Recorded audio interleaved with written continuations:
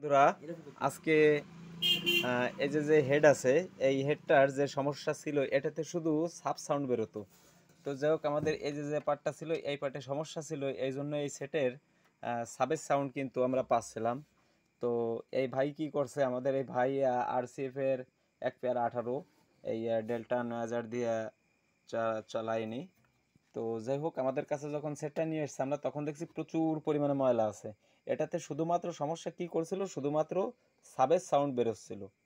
ঠিক আছে, সাব ছাড়াও অন্য কোনো কিছু ছিল না। অবশ্য উনি 18 চালায়, 18 আরসিএফ অরিজিনাল কোম্পানির মাল। তো উনি যখন এই সেটটা দিয়ে চালাচ্ছিল, সকালবেলা আমাকে যখন দেখালো, প্রেসার দিল, তখন প্রেসার দিলে আমি নিজেও দেখলাম যে এখান থেকে রেঞ্জ বা লাউড যেটা, এই লাউড শব্দটা আমরা কিন্তু পাচ্ছিলাম না। তো আমার কাছে সেটটা আনলো, আনার পরে আমরা বলতেছে ভাই এই জীবনে প্রথম, এই সেটের বয়সে আপনি প্রথম এই সেটটাকে খুলতেছেন। তো আমি খুললাম, খোলার পরে দেখলাম যে অতিরিক্ত পরিমাণে ময়লা জমেছিল। আর আপনারা কিন্তু অবশ্যই জানেন, টেকনিশিয়ান ভাই যারা আছে, যারা কাজ করে, তারা অবশ্যই বললেই বুঝতে পারবেন, যখন ময়লা থাকে তখন দেখা যাচ্ছে এখানে আমার এই এই যে যেটা আছে এই পার্সটা ধরি আমরা, এখানে আমাদের 20 ভোল্ট ব্যবহার করছে, আর এখানে ব্যবহার করছে 1.2 ভোল্ট বা 1.5 ভোল্ট বা 3 ভোল্ট ব্যবহার করছে। কিন্তু এই ময়লার জন্য এখান থেকে 20 ভোল্ট থেকে, এখান থেকে কিন্তু 4 ভোল্ট 5 ভোল্ট 6 ভোল্ট এখানে কিন্তু চলে যায়। আবার এই যে দুইটা পার্স আছে এখানে কিন্তু, এই দুইটা কিন্তু হাই ভোল্টেজে ব্যবহার করছে। এটা কিন্তু সরাসরি ভোল্টেজ আমাদের এখান থেকে নেগেটিভ পজিটিভ যে প্রুফটাই যে দেখতে পারতেছেন, নেগেটিভ পজিটিভ প্লাস মাইনাস যে ভোল্টেজটা, এই দুইটা ট্রানজিস্টর কিন্তু ফুল ভোল্টেজে কাজ করে। এই যে দুইটা ট্রানজিস্টর ছোট হলেও এই দুইটা কিন্তু ফুল ভোল্টেজে কাজ করে।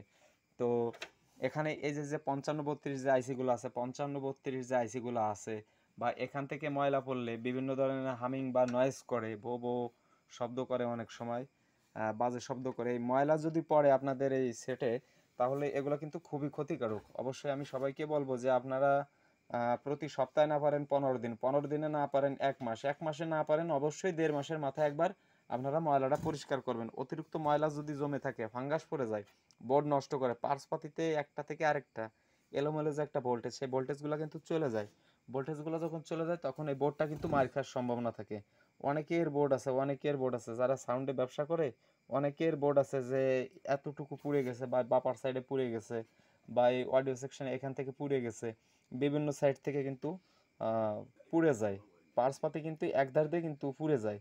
তো আপনারা যারা আছেন, আপনারা অবশ্যই এটা কিন্তু জানেন যে এটার কিন্তু এক একটা সেকশন ভাগ করে, এর কিন্তু 6টা 7টা সেকশন।